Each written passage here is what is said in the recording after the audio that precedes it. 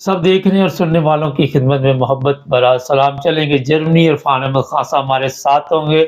खान साहब जर्मनी की क्या खबरें या नई जनाब ज़रा नए साल के मुताबिक बता दें हमारे देखने वालों को? जर्मनी में जो हर साल आपको पता है फुआरवर्क सरकारी तौर पर भी किया जाता है, मनाया जाता है। आतिशबाजी और जो जर्मन अवाम है वो भी सड़कों गलियों पर करते हैं। जी। लेकिन अब सूरत हाल जो है वो हाथ से बाहर निकलती चली आ रही है। हर साल ज्यादा लोग जख्मी होते हैं और ज्यादा हालात जो है वो खराब होते हैं। जी। इसलिए इस दफा जर्मन पुलिस की जो उनकी यूनियन है उसने भी, डॉक्टर एसोसिएशन ने भी और इमरजेंसी में काम करने वाली तंजीमें जो है उन्होंने मिलकर हुकूमत से अपील की है कि 1 फरवरी को जो आतिशबाजी प्राइवेट की जाती है उसके लिए कानून साजी की जाए और उस पर पाबंदी लगाई जाए। जी। हर जगह पर सरकारी तौर पर ऑर्गेनाइज होके या जो सरकार की तरफ से की जाती है उसी तरफ से ऊपर अगर कोई तंजीम करना चाहती है तो उसको इजाजत हो। लेकिन ये जो हर गली कुचों के अंदर लोग आतिशबाजी लगाते हैं, जो घर घर से घर जुड़ा हुआ होता है, वो कहते हैं कि इस साल भी तमाम इमरजेंसी जितनी भी सेंटर खोले गए थे, एक तो अस्पतालों के अंदर इमरजेंसी को काम करती है, उसके अलावा एक्स्ट्रा न्यू ईयर के हिसाब से खोली जाती है, वो सब थोड़े पड़ गए। कहीं भी स्टाफ पूरा नहीं कर सके वो, और इतने ज्यादा वाकयात इस साल हुए। इसलिए एक तो ये नई बात जो है जर्मनी में जर्मन पुलिस ने भी इसमें शामिल है, डॉक्टर एसोसिएशन भी शामिल है कि भाई इसके ऊपर पाबंदी लगाई जाए कि लोगों को प्राइवेट जो है उसको कानून साजी करके मना कर दिया जाए कि वो लोग ना करें। दूसरा आम बात इसमें यह है कि जर्मनी में जो 4 लाख अफराद की जरूरत है उसके लिए कई कई साल से कोशिशें हो रही हैं कि भाई वो कमी पूरी की जाए, लेकिन ब्यूरोक्रेसी जो है उसमें आड़े आती है। लोगों को कई माह कई साल तक वीजा जारी नहीं करता। इसलिए इस साल 1 जनवरी से जर्मनी ने इसका सिस्टम बदल दिया है। अब उन्होंने दुनिया में 167 ऑनलाइन वीजा ऑफिस खोल दिए हैं, जिसके अंदर जो जितने भी वीजे हैं उनको 28 कैटेगरीज के अंदर उन्होंने तकसीम किया है। इसमें टूरिस्ट वीजा शामिल नहीं है, बाकी इसके अलावा हर किस्म का वीजा जो है उसको एक कैटेगरी के अंदर डाल दिया है। तो जो भी जर्मनी आना चाहता है, चाहे वो आर्जी तौर पे आना चाहता है, वर्क परमिट के ऊपर, सिर्फ प्रैक्टिकल के लिए आना चाहता है, अप्रेंटिसशिप के लिए आना चाहता है, हत्ता कि उन्होंने कैटेगरी यही बना दी है कि जो लोग यहाँ काम कर रहे हैं, जर्मनी में रहते हैं बच्चे नौजवान, वो अगर अपने वालिदैन को बुलाना चाहते हैं कि वो उनको यहाँ ज्वाइन कर लें, उसके लिए भी उन्होंने वीजा खोल दिया और एक कैटेगरी बना दी है। उसको 28 कैटेगरी में तकसीम किया गया है और एक 167 वीजा ऑफिस है। आप उन ऑनलाइन वीजा अप्लाई करेंगे। अब आप एम्बेसी में जिस मुल्क में रहते हैं उसकी एम्बेसी में अप्लाई नहीं करेंगे, बल्कि जो फॉरेन ऑफिस है जर्मनी का, आउटसाइड आर्म्ड, उनके तहत ये वीजा ऑफिस खोले गए हैं और वहां अप्लाई करेंगे। आप आपके तमाम कागजात ऑनलाइन उनको आप भेजेंगे जो उनकी डिमांड होगी और वो वीजा क्लियर करके फिर उस मुल्क के एम्बेसी को जी। तो वो वीजा क्लियर करके उस एम्बेसी को इतला देंगे कि फलाने बंदे को वीजा जो है वो इशू कर दिया जाए। ये एक बड़ी तब्दीली है जो 1 जनवरी से जर्मनी के अंदर इन्होंने की है। इसके अलावा जो आपको पता है 20 दिसंबर को जो माक्टेबुर्ग के अंदर एक सऊदी अरब के बाशिंदा ने कार चढ़ा दी थी, 5 बंदे उसमें हलाक हो गए थे, जख्मी हुए थे। उनका जो माक्टेबुर्ग के शहरियों है उन्होंने, हुकूमत ने कोई उनकी मदद की अपील नहीं की थी, लेकिन इसके बावजूद माक्टेबुर्ग की जो मेयर का ऑफिस है उसने बताया है कि 5600 लोगों ने हमें टाउन हॉल में आकर उन लोगों की मदद के लिए जो है नकदी रकम दी है और इसके अलावा तहाइफ दिए हैं, वो अलग है। लेकिन 6,15,000 यूरो वो कहते हैं हमें माक्टेबुर्ग के मुतासरीन के लिए शहरियों की तरफ से मसूल हुए हैं कि हम उन क्रिसमस के ऊपर उनकी ये मदद करना चाहते हैं। और ये एक बहुत बड़ी बात है कि इसको कहते हैं यूनिटी, और जिसे कहते हैं कि अपने शहरियों के साथ एक दूसरे के साथ मोहब्बत करना, बर्ताव का सलूक करना। इसके मुकाबले में आप देख लें कि 74 दिन हो गए हैं और वहां पर कर्म एजेंसी के अंदर अभी तक जो है एक कर्फ्यू कैफियत है। कल 75 बसों का काफिला तैयार किया गया था कि उसको वहां से गुजार दिया जाएगा, लेकिन डिप्टी कमिश्नर की गाड़ी के ऊपर फायरिंग हुई है, 5 बंदे जख्मी हुए हैं, जिसमें डिप्टी कमिश्नर भी शामिल है, पुलिस एहलकार भी शामिल है, एफसी कमांडर भी शामिल है और 3 राहगीर शामिल है। और वहां पर अभी तक जो मुआहदा होने के बावजूद 74 दिन के बाद मुआहदा हुआ है और उस पर भी अमल दरामद नहीं हो सकता, इसलिए कि स्टिल वहां पे फायरिंग हो रही है।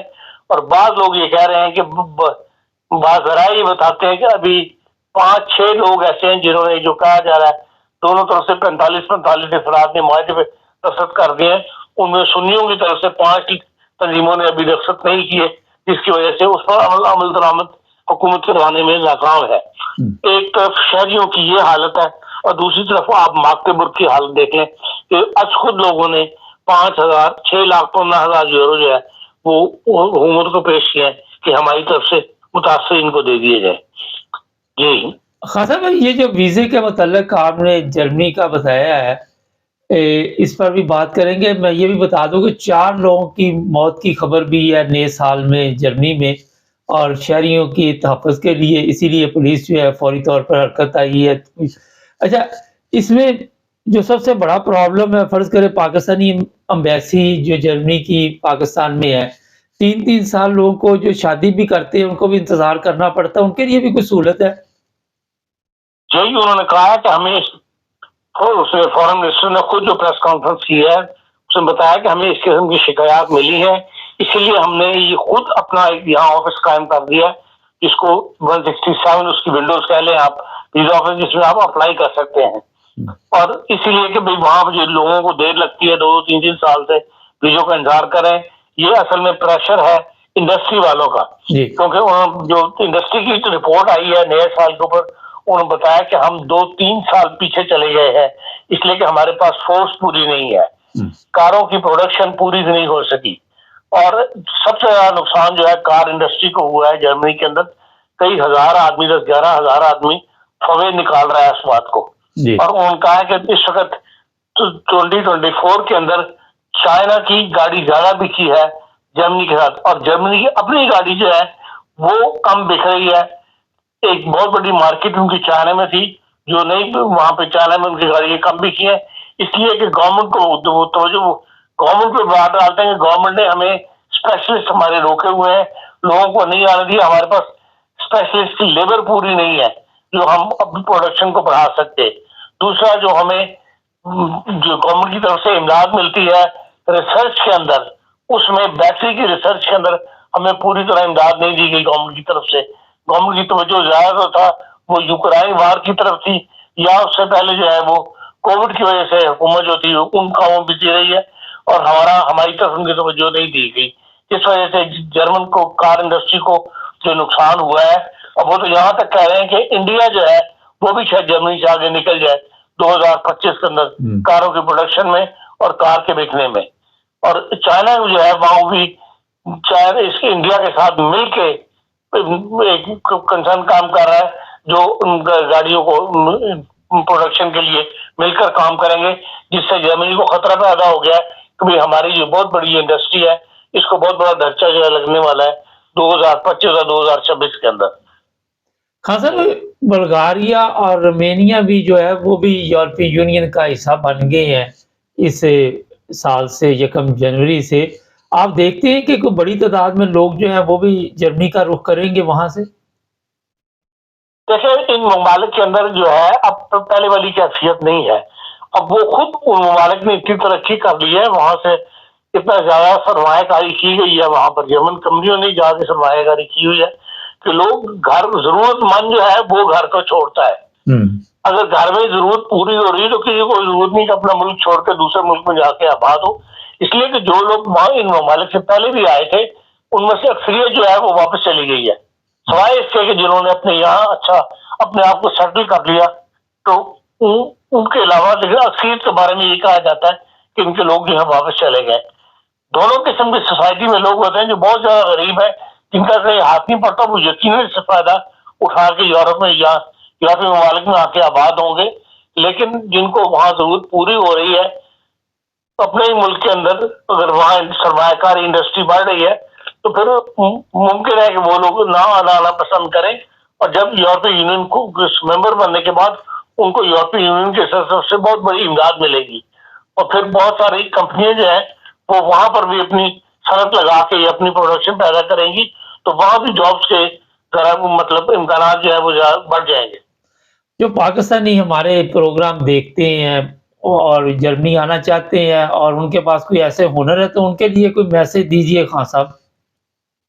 देखिए हमारे यहाँ जो है लोग स्टडी नहीं करते।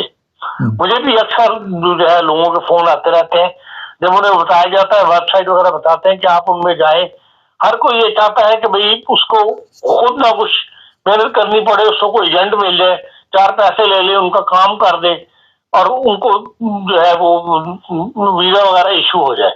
ये जो इस किस्म के वीजा गवर्नमेंट निकाले, इसमें गवर्नमेंट एजेंट का होना पसंद नहीं करती। वो कहते हैं आप खुद अप्लाई करें और नंबर अगर आपके पूरे हैं तो आपको हम फौरी तौर पे वीजा दे देंगे जी। अब 2 कैटेगरी उन्होंने बनाई हुई है, एक नॉन उनकी है, प्रोफेशनल लोगों की है, एक नॉन प्रोफेशनल की है। मैंने आज उसको स्टडी किया है, जो इन्होंने वीजा ऑफिस खोले हैं उनकी जो वेबसाइट बनाई है उन्होंने बकाया नॉन ऑफ जो स्किल्ड और नॉन स्किल्ड लेबर जो है उनके लिए भी बकायदा विंडो बनाई हुई है कि आप वहां भी अप्लाई कर सकते हैं। हत्ता कि प्रैक्टिकल के लिए, अप्रेंटिसशिप के लिए उसके भी अप्लाई करने का दरवाजा खोल दिया है कि यहाँ आके सीखें, और अगर फिर उस सीखने के बाद अगर आप उनके म्यार पर उतरेंगे तो होता मुश्किल वीजा यहाँ लग जाए। जी, अच्छा खान साहब वो वेबसाइट मुझे भी भेज दीजिएगा, मैं कोशिश करूँगा पीछे उसको बैक में लगा दूँ, लोगों को सहूलत मिल जाए। बहुत शुक्रिया खान साहब का।